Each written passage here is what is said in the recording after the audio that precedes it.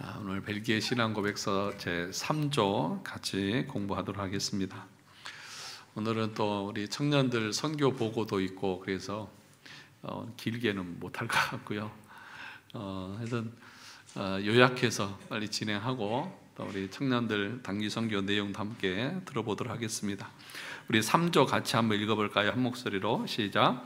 우리는 이 하나님의 말씀이 사람의 충동에 의한 것이 아니라 사도 베드로가 말한 바대로 성령님의 감동을 받은 사람들이 하나님으로부터 받아 말한 것이라고 고백합니다.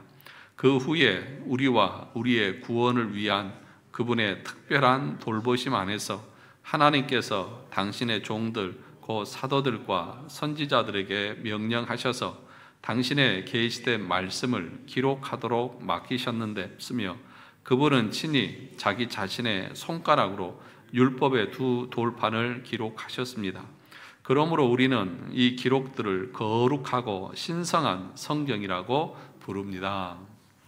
오늘은 제3조 하나님의 말씀에 관한 성경에 관한 것을 우리가 함께 배우도록 하겠습니다. 2조에서는 하나님께서 자신을 우리에게 계시하시는 방식을 두 가지로 선택하셨다 그랬습니다. 그것이 무엇입니까? 일반 계시와 특별 계시. 일반 계시도 둘로 나눠진다고 그랬죠. 내적 계시와 외적 계시. 특별 계시도 기록 전에 사건으로서의 계시가 있고 기록으로서의 계시가 있고 이렇게 나누어진다고 그렇게 말씀을 드렸습니다. 그러니까 우리가 늘 알아야 될 것은 하나님을 알 수 있는 방식, 알 수 있는 길은 딱 두 가지라고 그랬죠. 그래서 일반 계시, 자연 만물을 통해서 그 시편 19편에서 말하고 있는 것처럼 자연이 하나님의 영광을 선포하고 있다고 말했죠. 그리고 우리의 내면의 내적 계시로 신의식과 또 뭘 주셨다고요? 종교성과 또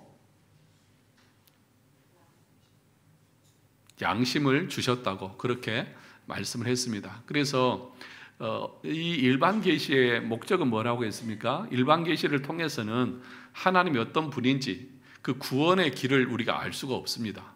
단지 그 일반 계시는 하나님의 심판대 앞에서 누구도 핑계하지 못하도록 로마서 1장 20절에 있는 말씀처럼 누구도 예수 믿지 않은 것을 내가 알지 못해서 몰라서 못 믿었다, 자기의 무지를 핑계로 그 심판을 피해갈 수 있는 사람은 아무도 없습니다. 그래서 하나님을 아는 길은 이 어떤 그 시간적인 순서로는 창조가 먼저고 구속이 나중이잖아요. 그런데 논리적으로는 우리가 구속이 먼저고 창조가 나중입니다. 구속주를 알아야 우리가 창조주를 이해할 수 있는 것입니다. 그러니까 하나님을 아는 방식을 하나님이 이렇게 두 가지로 정해 놓으셨어요. 그래서 다른 직통 계시는 없습니다.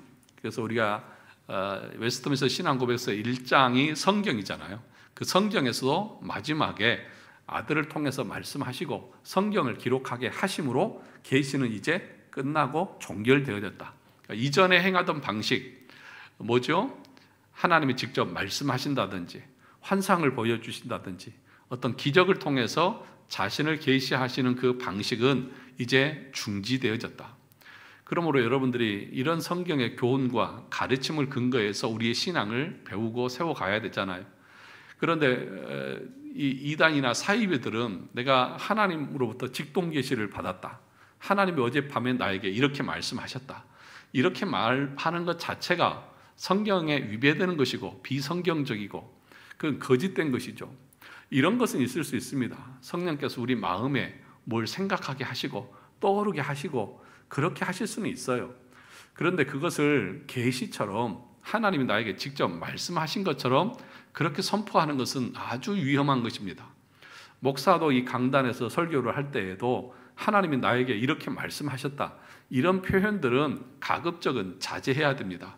내 마음에 이런 마음이 들었다, 이런 생각을 하게 되었다, 이런 정도면 되지 하나님이 나에게 이렇게 말씀하셨다, 그런 식으로 표현하는 것은 계시를 직접 자기에게 주어졌다고 말하는 것처럼 사람들에게 오해를 불러일으킬 수 있습니다. 그러므로 여러분 주변에 이런 식으로 하나님의 계시를 받아서 말했다라고 말하는 그런 사람들은 거짓된 자들이라는 사실을 아셔야 합니다. 그래서 우리가 은사 중에서도 예언이라고 하는 것이 미래를 말하는 것이 아니라는 것을 아시죠? 예언의 은사라고 하는 것은 설교를 말하는 것이고 말씀을 선포하는 것을 말하는 것이지, 진리를 선언하는 것을 말하는 것이지, 무슨 점쟁이처럼 앞으로 일어날 일을 맞추고 그런 의미의 예언이 아니라는 것입니다. 자, 1페이지를 보시면 이제 그런 얘기를 했고요. 이제 특별 계시가 뭐죠? 성경인데, 우리는 특별 계시 그러면 그냥 성경 66권으로 그렇게만 이해하는데, 여기서 말하는 의도는 뭐냐 하면 특별 계시에도 사건으로서의 계시가 있고 기록으로서의 계시가 있다는 것입니다. 그러니까 기록이 있기 전에 무엇이 있었느냐 하면 사건이 있었다는 것이죠. 그 사건도 하나님의 계시다. 하나님께서 자신을 어떤 역사 속에서 사건을 일으키시고 이를 행하심을 통하여서도 자기 자신을 드러내신다는 것입니다. 예를 들면 이제 그걸 가리켜서 2페이지 보시면 사건으로 말씀하셨다는 것은 무엇을 의미할까요? 그랬죠. 하나님께서 자신과 구원의 뜻을 알려주시기 위해서 특정한 역사와 그 역사 속의 여러 가지 사건들을 특별 계시의 사건이 되도록 하셔서 자신을 계시하셨다는 것입니다. 이것을 가리켜서 행위 계시다, 그렇게 말하기도 합니다. 그러니까 예를 들어서 하나님이 천지를 창조하셨죠. 태초에 하나님이 천지를 창조하시니라. 그런데 이 사건을 통해서도 하나님은 자신이 창조주라는 사실들을 계시하시는 것이죠. 그러니까 사건, 어떤 일, 역사 속에서 일어나는 일들을 통해서도 하나님은 자신이 누구이신가를 계시하신다는 것입니다. 또 말씀으로 하셨다는 것은 하나님께서 그의 특별 계시를 수납되었던 기록한 사람들, 곧 족장들과 선지자들과 사도들에게 인간의 언어를 사용하셔서 꿈이나 환상이나 천사를 통해서 아니면 직접 말씀하시는 등의 언어적 방식으로 소통하시며 자신을 계시하는 것을 말합니다. 그러니까 무슨 얘기냐 하면 성경으로 기록되기 이전에도 하나님께서 사건을 일으키시기도 하고 또 꿈에 나타나서 말씀을 하시기도 하셨죠. 때로는 기적을 일으키시기도 하셨죠. 이런 모든 것을 가리켜서 계시다, 특별 계시다, 그렇게 말한다는 것입니다. 예를 들면 모세오경, 뭐죠? 창세기, 출애굽기, 레위기, 민수기, 신명기, 이 5권을 모세오경이라고 그러죠. 모세가 기록을 했죠. 그러면 모세가 이 창세기를 기록한 때가 언제일까요? 태초에 모세가 하나님이 천지를 창조하실 때에 그 자리에 그걸 있으면서 보고 그대로 기록했을까요? 우리가 이제 창세기의 기록을 이제 출애굽 이후로 생각합니다. 그러니까 주전 1400년 이전에, 1400년 이후에 기록되어졌다고 생각을 합니다. 그러면 그때는 그 이전의 창세기나 이런 것들은 모세가 태어나기도 전이죠. 그런데 모세가 어떻게 그것을 알고 그것을 기록을 했을까? 그런 얘기를 생각해 볼 수 있는 것입니다. 밑에 보시면 그렇다면 모세는 언제 모세오경을 기록했을까요? 우리는 모세오경의 기록 연대를 출애굽 1440년경 이후의 어느 시점, 곧 주전 1400년대로 봅니다. 그런데 창세기에 기록된 사건들은 모세가 태어나기 적어도 400~500년, 적어도 몇천 년 전에 일어났던 그런 일들입니다. 하나님이 아담과 노아와 아브라함에게 말씀하신 내용들이나 야곱과 요셉의 삶에 일어난 사건들은 모세 시대보다 훨씬 이전의 일들이라는 말입니다. 하나님의 역사 가운데 일어난 여러 일들과 사건들을 통해서도 자신을 알리셨고 특히 족장들에게 말씀하심으로도 자신을 알리셨습니다. 하나님께서 홍수로 세상을 심판하는 행위를 통해서 하나님 자신을 알리셨고 또 그러한 사건들 중에 노아에게 직접 말씀하심으로써 하나님 자신을 알리시기도 하셨습니다. 그러니까 우리가 특별 계시 그러면 단순히 이 기록된 성경 이것만 말하는 것이 아니라 이 기록이 있기 이전에 하나님께서 어떤 역사나 사건들을 통해서 행하신 것들도 하나님의 계시다, 특별 계시다. 또는 족장들에게 나타나셔서 말씀하시는 것도 하나님의 특별 계시다. 이렇게 여러분들이 이해하면 좋다는 것입니다. 성경에 기록된 역사는 다른 일반적인 역사가 아니라 특별한 역사이고 특별 계시의 역사입니다. 모세는 창세기에 기록된 그 모든 사건들을 직접 목격하지 못했습니다.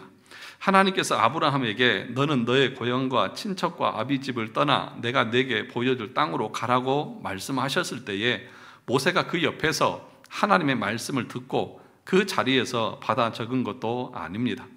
하나님은 아브라함에게 말씀하셨고 아브라함에게 계시해 주셨습니다. 그것이 기록된 말씀의 형태로, 즉 모세를 통해 창세기로 우리에게 주어지기까지는 매우 긴 시간이 걸렸습니다. 성경을 기록한 인간 저자들은 하나님의 그 모든 계시 행위가 끝난 후 어느 정도의 시간이 지난 후에 계시를 글로 기록했죠. 그러니까 기록 이전에 나타났던 그 모든 일들, 사건들, 말씀들도 다 특별 계시다. 그렇게 여러분들이 이해를 하시면 되겠습니다. 그리고 나서 다음 페이지에 보시면 위에서 세 번째 선포된 말씀 뒤에 기록된 말씀이 따라온다고 말합니다. 그래서 이 조항에 보면 3조에 보면 그 후에 라고 하는 단어로 시작을 합니다. 그 말씀이 왜곡되는 것을 방지하고 또 그것을 널리 전파하는 것이 가능하도록 그렇게 기록하셨다. 자, 우리가 3조를 다시 한번 가서 볼까요? 3조를 다시 한번 가서 보시면 그 두 번째 줄에 그 후에 우리와 우리의 구원을 위한 그분의 특별한 돌보심 안에서 하나님께서 당신의 종들 곧 사도들과 선지자들에게 명령하셔서 당신의 계시된 말씀을 기록하도록 맡기셨으며 그분은 자기 자신의 손가락으로 율법의 두 돌판을 기록하셨습니다. 그렇게 말씀하고 있습니다.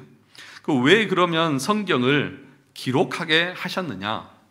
기록 전에는 어떻게 이 내용들이 전달되어졌을까요? 부모를 통해서 자녀에게, 쉽게 말하면 구전으로 입으로 전달되어지고 전수되게 하셨죠. 그런데 사람의 말은 어때요? 와전되기도 하고 또는 왜곡되기도 하고 축소되기도 하고 부풀려지기도 하잖아요.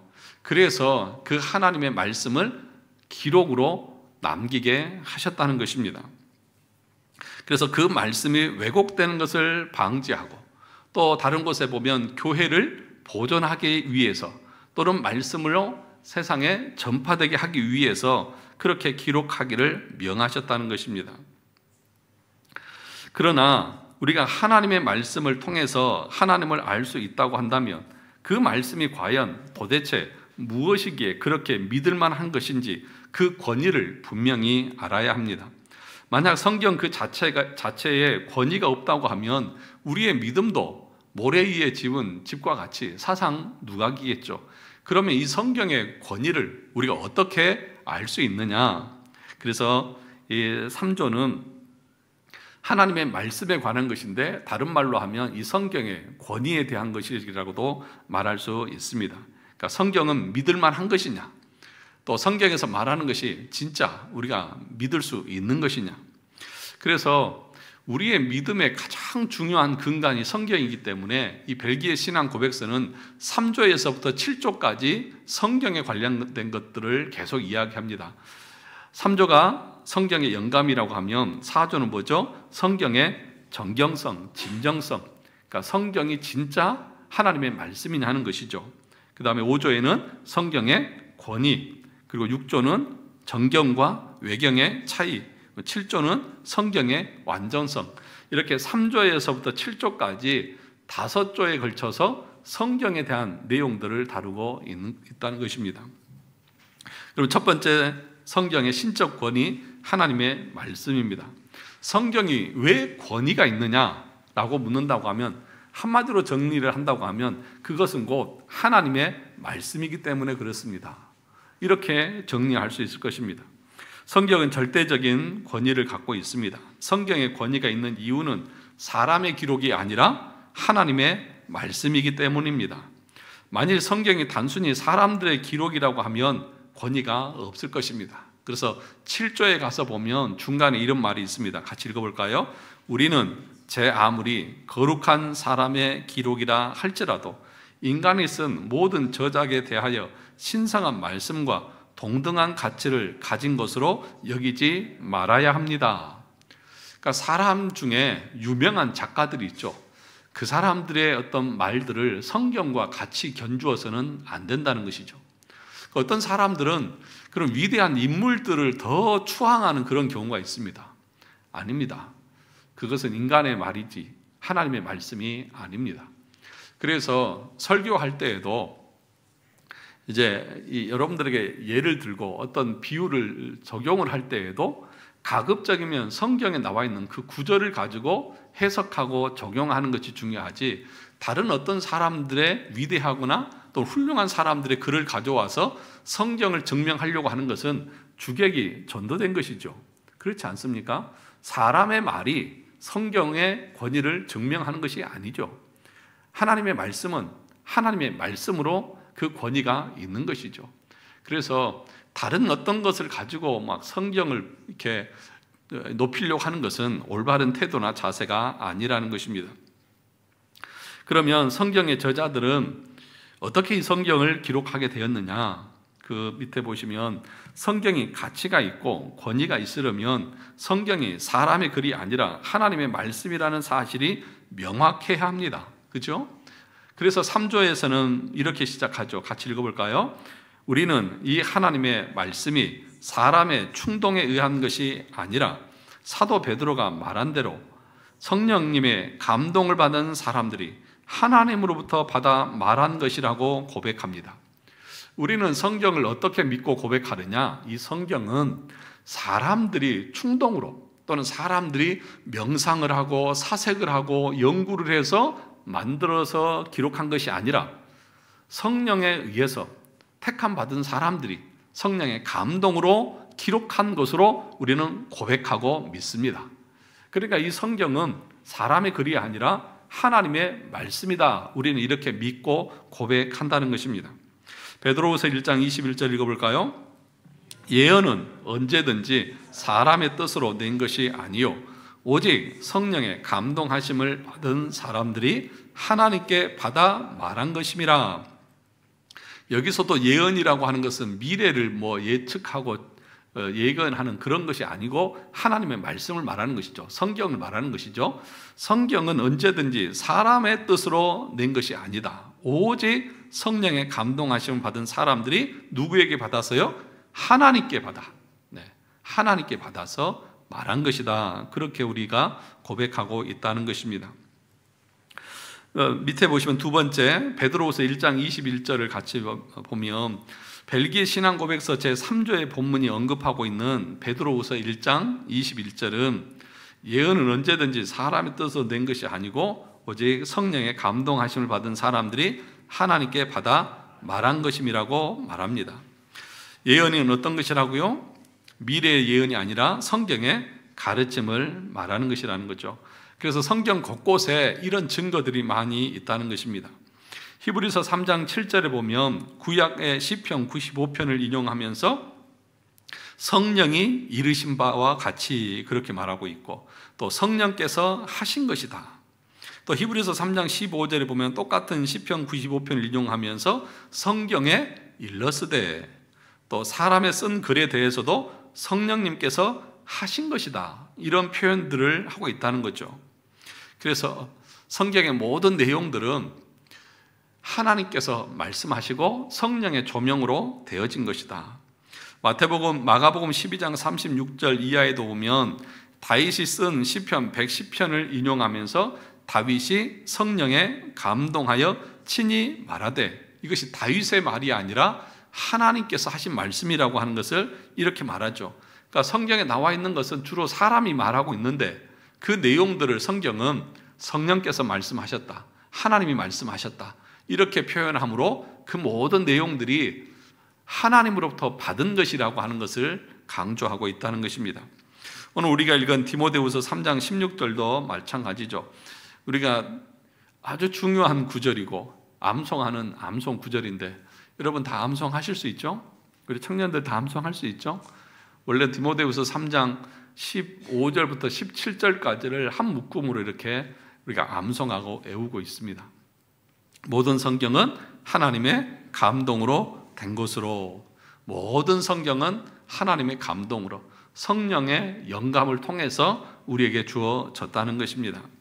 이 감동이라고 말하니까 어떤 느낌이나 또는 어떤 이 인간적인 감정적인 그런 것으로 오해할 수 있는데 그런 것을 말하는 것이 아닙니다. 어떤 뭐 영화를 보고 어떤 드라마를 보면 감동을 받아가지고 눈물 흘리는 그런 것을 말하는 것이 아닙니다.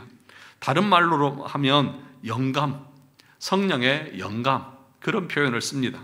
그러니까 영감이라고 하는 말을 그 밑에 이제 해설을 해놨는데, 우리 이제 신약 성경은 헬라어 그리스어로 기록되어졌잖아요. 거기서 이렇게 말합니다. 데오 푸노스토스, 데오스라고 하는 것은 하나님이고, 또 그 푸노네오라고 하는 이 숨쉬다라고 하는 그런 두 단어의 합성어입니다.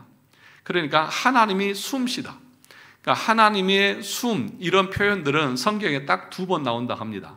우리 하나님께서 인간을 창조하시고 나서 그 코에 뭘 불어 넣었어요? 생기를 불어 넣으셨다.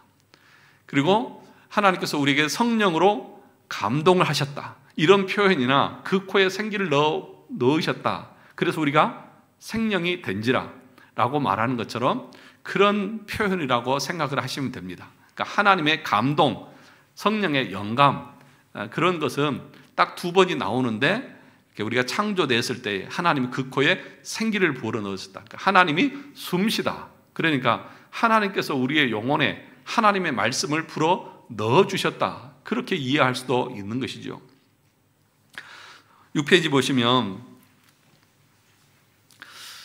데살로니가 전서 2장 13절을 보면, 이러므로 우리가 하나님께 끊임없이 감사함은 너희가 우리에게 들은 바 하나님의 말씀을 받을 때에 누구의 말로? 사람의 말로 받지 아니하고 하나님의 말씀으로 받음이니 진실로 그러하도다. 이 말씀이 또한 너희 믿는 자 가운데서 역사하느니라. 하나님의 말씀은 믿음으로 받을 때, 하나님의 말씀으로 받을 때 그 말씀 가운데 역사하는데, 참된 믿음에 있는 사람들은 그 바울이 복음을 전하고 있을 때에 바울의 말로 받지 않고 누구의 말로요? 하나님의 말씀으로 받았다는 거죠. 오늘 제가 여기서 설교를 하고 있고 말씀을 강론하고 있지만 여러분들도 제 말로 받지는 않잖아요. 제가 보니까 만약에 제 얘기라고 하면 이 자리에서 앉아서 들을 사람이 한 사람도 없을 것 같아요. 다들 뭐 그런 얘기는 나도 한다 그러면서 집에 가서 TV나 보지. 그런데 왜 앉아 있습니까? 하나님의 말씀이라고 하는 믿음이 있기 때문에 그러는 것이잖아요.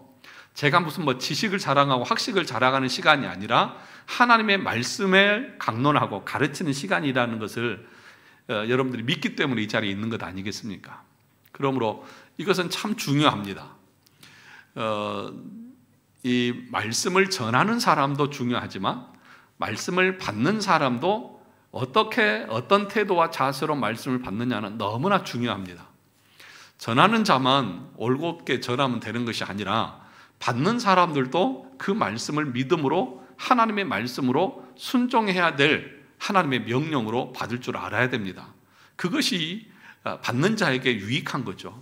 그것이 자기의 복이 되는 거죠. 아무리 진리의 말씀, 올바른 말씀을 전해도 그것을 하나님의 말씀으로 받지 않고 순종해야 될 말씀으로 받지 않으면 자기에게 아무 유익이 없는 거죠. 그래서 어떤 역사도 일어나지 않습니다. 하나님의 역사는 말씀에 순종하는 사람을 통해서 이루어지니까요. 그 밑에 보시면 성경이 있도록 하신 성령의 특별한 역사와 모든 신자 안에서 하나님의 말씀을 이해하도록 하시는 성령의 사역 조명을 혼동해서는 안 됩니다. 이 영감의 사역에 관해서는 많은 오류가 있습니다. 그래서 이 성경을 기록할 때 이 성경을 어떻게 이해하느냐, 그러니까 하나님께서 영감을 주셔서 기록하게 하셨다는데 이것을 어떻게 이해하느냐 몇 가지를 써놨는데, 근본주의적 견해가 있습니다. 오직 주요한 본문들만 영감되었다는 것이죠. 그러니까 중요한 내용들은 하나님의 말씀이고 그 주변의 내용들은 하나님의 말씀이 아니다. 이렇게 보는 견해가 있습니다. 점진적 견해라는 게 있습니다. 성경은 신자들이 쓴 다른 책들보다 더 영감되었다. 따라서 성경은 가장 아름다운 종교 서적이라는 견해다. 그러니까 성경도 그냥 사람이 기록한 책인 거죠. 근데 그 중에 가장 탁월한 책이 성경이다. 이렇게 이해하는 사람들이 있다는 것이죠. 세 번째로는 기계적 견해가 있습니다. 성경은 성경의 저자들을 마치 타자수처럼 옆에서 불러주면 타자기로 받아 쓰는 것처럼 그렇게 기계적으로 받아서 기록했다. 그러니까 하나님이 말씀하시는 것을 성경의 저자들이 그냥 받아서 우리 초등학교 다닐 때에 받아쓰기 하는 것처럼 선생님이 불러주면 받아쓰는 것처럼 그렇게 기록했다. 그렇게 말하는 사람들도 있다는 것이죠. 예, 자유주의자들은 성경을 어떻게 이해하느냐 하면 성경은 우리는 1.1핵도 빠진 것이 없이 다 하나님의 말씀으로 이해하잖아요. 그런데 그 사람들은 성경에는 하나님의 말씀도 있다. 잘 들어보세요. 이런 이제 학교 다닐 때 교수님들이 이런 표현을 쓰거든요. 자, 잘 들어보세요. 성경에는 하나님의 말씀도 있다라고 하는 표현과 성경은 하나님의 말씀이다라고 하는 것이 같아요, 달라요? 어떻게 다릅니까?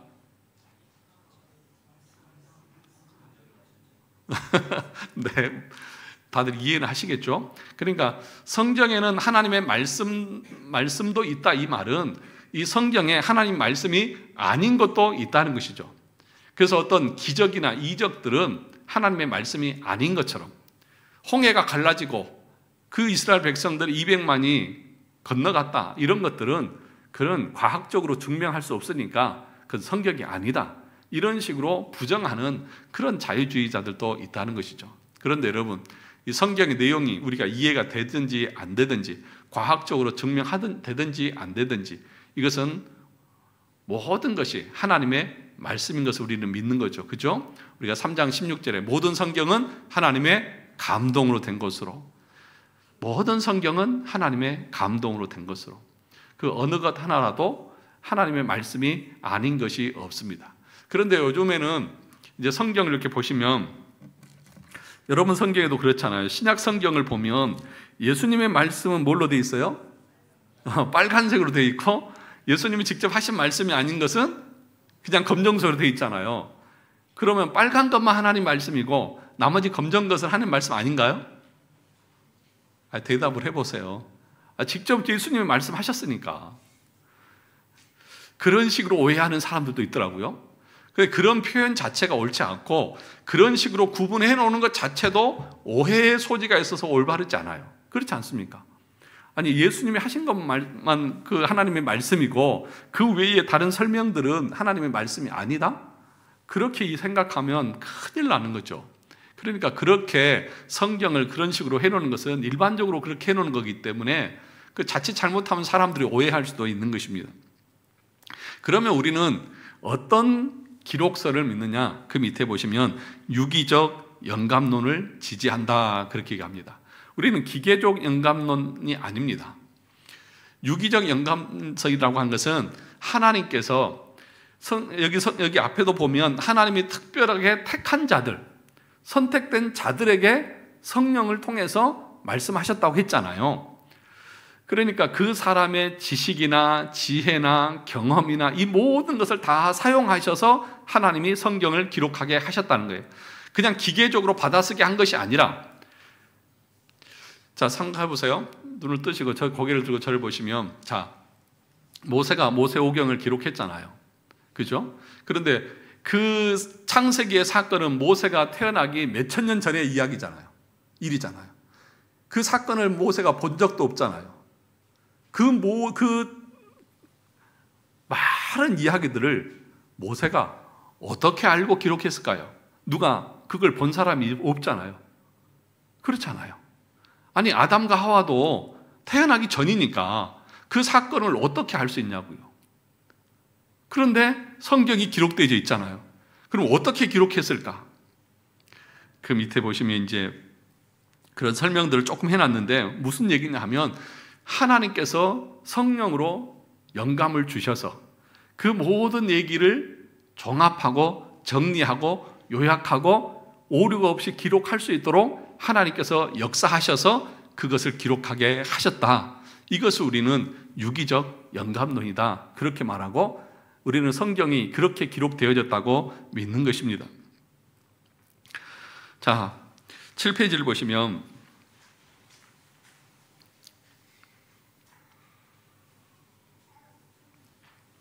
사도들은 말씀하신 예수님을 직접 배웠고 예수님이 하신 일들을 직접 목격하고 예수님이 하신 말씀들을 직접 듣기도 함으로써 하나님의 말씀을 받았습니다. 그래서 사도 요한은 이렇게 말했습니다. 태초부터 있는 생명의 말씀에 관하여는 우리가 뭐 한 바요? 들은 바요, 눈으로 본 바요, 주목하고 우리 손으로 만진 바라. 우리가 보고 들은 바를 너희에게도 전함은 너희로 우리와 사귐이 있게 하려 함이니 우리의 사귐은 아버지와 그 아들 예수 그리스도와 함께 함이라. 이 모든 계시 사건을 목격하고 이 모든 말씀들을 들은 사람들이 어떻게 했겠습니까? 그 계시의 내용을 말로 증언하든지 아니면 조금이라도 기록을 남겼을 것입니다. 하나님의 말씀을 받은 사람들은 주로 그들의 자손들에게 자신들이 받은 하나님의 말씀을 계속해서 전해 주었습니다. 그들이 그들의 자손들에게 때로 구전으로 또는 가능한 경우라면 어떤 기록들을 통해서 증거로 남겼을 것입니다. 처음에는 돌에다가 새겼을 수도 있고 진흙, 토판이나 짐승의 가죽 같은 곳에도 기록을 남겼을 수도 있습니다. 문서 작업이 훨씬 자유로웠던 신약 시대에는 붓을 들어서 기록을 남기는 일이 더 수월했을 것입니다. 그런데 하나님께서는 계시해 주신 하나님의 말씀을 받은 사람들로 하여금 성경을 기록하게 하셨다. 그러니까 받은 사람들이라고 하는 것은 모든 사람들이 다 성경을 기록한 것이 아니라 특별히 하나님께서 택한 자들에게 그 말씀을 주시고 기록하게 하셨다는 것입니다. 그래서 3조에서는 이렇게 말합니다. 같이 읽어볼까요? 하나님은 우리로 우리의 구원을 위해 특별한 돌보심으로써 그의 종들 곧 선지자들과 사도들을 명하셔서 이 계시된 말씀을 기록하도록 하셨으며 선지자나 사도들 중에서 특별하게 하나님께서 택해서 기록하게 하셨다는 거죠. 그러면 12사도들이 다 성경을 기록했나요? 안 했잖아요. 그러면 이 선지자들도 다 성경을 기록했나요? 아니잖아요. 구약의 선지자 중에 위대한 선지자 중에 한 사람이 누구냐면 엘리야잖아요. 엘리야가 성경을 기록한 게 있나요? 없어요. 그러니까 모든 사람들에게 성경을 기록하게 하신 것이 아니라 하나님께서 택한 사람들에게 성령의 감동하심을 주셔서 기록하게 하셨다는 것입니다. 8페이지 보시면 위에서 두 번째 단락에 보면 성령님께서는 성경의 모든 기록 과정을 어떻게 해요? 특별하게 간섭하시고 주장하여 주셨습니다. 선지자들과 사도들이 하나님의 말씀을 기록할 때에 자기의 마음대로 성경을 기록한 것이 아닙니다. 또한 정반대로 자기의 생각이 전혀 없이 마치 기계처럼 하나님의 타자기처럼 그냥 받아 적은 것도 아닙니다. 그들은 스스로의 의식을 가지고 자신들의 지성과 감성과 의지와 경험과 성향 모두를 온전히 다 사용하여 성경을 기록했습니다. 그러니까 사도행전을 기록한 사람은 누구죠? 사도행전을 기록한 사람은 누구예요? 누가요? 예. 누가 사도행전을 기록했어요? 누가가요. 누가복음과 사도행전은 누가가 기록했잖아요. 누가의 직업이 뭐예요? 의사잖아요. 그래서 누가복음과 사도행전에 보면 의학적인 그런 표현과 설명들이 많이 나타나고, 그래서 성경에 기록한 자들의 어떤 성격, 성향, 지식, 이런 경험, 이런 것들이 성경 기록에 반영이 되어졌다. 그러나 오류는 없다라고 하는 것을 말합니다. 그 밑에 보시면 하나님께서 모세를 부르셔서 모세오경을 기록하게 하셨을 때 모세가 말씀을 들으면서 동시에 노트에 받아 적거나 한 것은 아닙니다.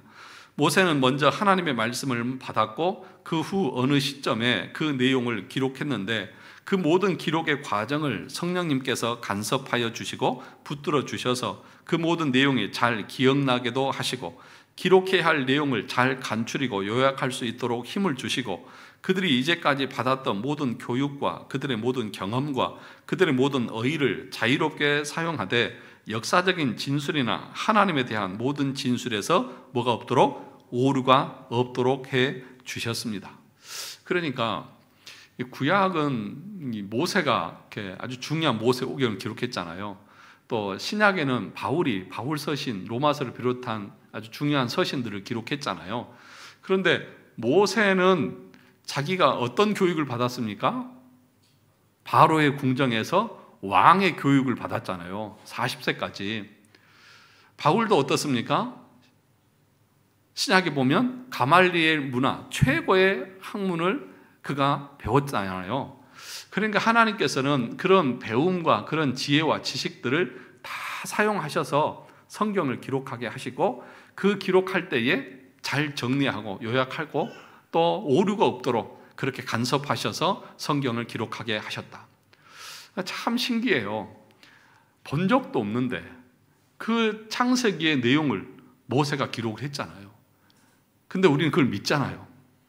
왜 믿어요? 하나님의 말씀이고 하나님께서 성령의 감동을 통하여서 오류가 없도록 기록하게 하셨다는 것을 믿기 때문에 그런 것입니다.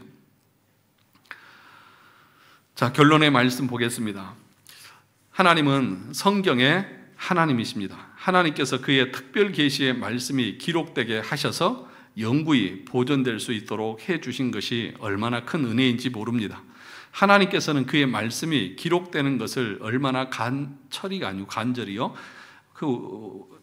몇 번을 이렇게 오타를 점검하는데도 꼭 나오더라고요. 저도 인간인가 봐요. 로봇가 아니고. 성경의 한 부분은 돌판 위에 하나님의 손가락으로 친히 써주시기까지 하였습니다. 하나님은 하나님의 말씀이 기록되어서 영구히 보존되게 해주셨고 원하는 자는 누구든지 성경을 펴서 얼마든지 읽게 해주셨습니다. 우리는 성경이 기록된 하나님의 말씀인 것을 믿습니다. 그러므로 이 성경은 우리와 우리의 구원을 위하여 있는 성경이다. 그러니까 성경에 기록한 목적을 우리의 구원을 위한 것이다. 성경은 우리를 살리는 생명의 말씀이요 구원의 말씀입니다. 그러므로 성경을 멀리했던 죄를 회개하고 성경을 사랑하고 성경을 가까이하고 읽고 묵상하고 공부해야 합니다. 여러분, 성경에 있는 내용들은 이 하나님이 하신 것을 다 기록한 것이 아닙니다. 그러면 성경을 기록한 목적이 뭘까요? 하나님의 영광을 위한 것이고 더 나아가서는 인간의 구원을 위한 것이죠. 그러니까 구원받기에 충분한 것이 성경의 내용이라는 거예요. 그래서 요한복음 20장인가요? 보면 하나님이 하신 일들을 이 세상에 기록하면 다 쌓을 것이 없을 정도로 많다고 말합니다. 그런데 이렇게 성경을 기록한 이유는 이것으로 우리가 구원을 얻기에 충분하도록 이 성경을 기록하게 하셨다는 것입니다. 탁월한 성경 교사이자 전도자였던 D.L. 무디는 마치 보물을 찾는 것처럼 성경을 철저히 연구하며 되풀이해서 읽어야 한다고 했습니다. 우리가 소중히 여기는 반지나 값비싼 보석을 잔디밭에서 잃어버렸다면 그것을 찾기 위해서 해가 지도록 그것을 서성이며 유심히 찾고 또 찾으려고 하지 않겠습니까? 그 태도와 자세로 하나님의 말씀을 읽고 성경을 연구하고 공부하는 그런 자세를 가져야 된다. 여러분, 이 오후 예배 시간에 이래서 함께 공부하는 것은 너무나 귀하고 중요한 시간입니다. 늘 말씀드리지만 여러분들에게 이거 타이핑하고 하기 위해서 저는 거의 4-5시간을 준비해서 여기서 이렇게 하게 됩니다. 오히려 그런데 제가 좋아요. 즐겁고 배우는 것도 있고 깨달아가는 것도 있고 또 가르치는 즐거움도 있고. 여러분들은 조금 힘드시죠? 원래 가르치는 사람이 재밌고 공부하는 사람은 재미없어요. 우리 다 경험해봤잖아요. 학생 때는 너무 지루하고 재미없어요. 근데 가르치는 사람은 재밌어요. 그러니까 오히려 가르치는 사람이 배우는 것이 더 많다고 그래요. 그래서 여러분들이 잘 배우는지 잘 모르겠지만 하여튼 성경을 읽을 때 우리가 그렇게 읽어야 합니다.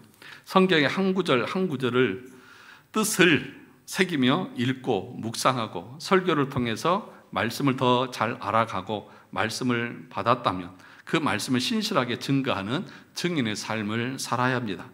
하나님의 말씀을 가진 우리는 제일 큰 부자고 성공자고 행복한 사람입니다.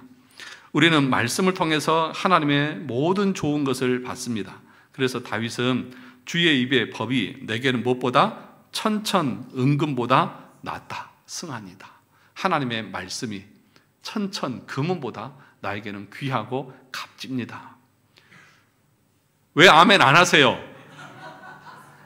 이거는 아멘 하셔야죠. 아닙니까? 금은발을 주면은 아멘 그러고 이 말씀을 받는 시간에는 없는 것입니까? 여러분, 이게 다윗의 고백이 아니라 우리 모두의 고백이 되어야 되지 않겠습니까? 주의 입의 법이 내게는 천천금은보다 귀합니다. 네, 이 마음으로 우리가 날마다 말씀을 읽고 묵상하고 공부하기에 힘써야 되잖아요. 교회가 그래야 되고, 목사는 그래서 성경을 열심히 연구하는 자고 가르치는 자고, 여러분들이 열심히 공부하고 배우면 하나님이 기뻐하시고 또 우리의 신앙과 우리의 교회도 건강하고 튼튼하게 세워져 갈 줄 믿습니다. 기도하겠습니다.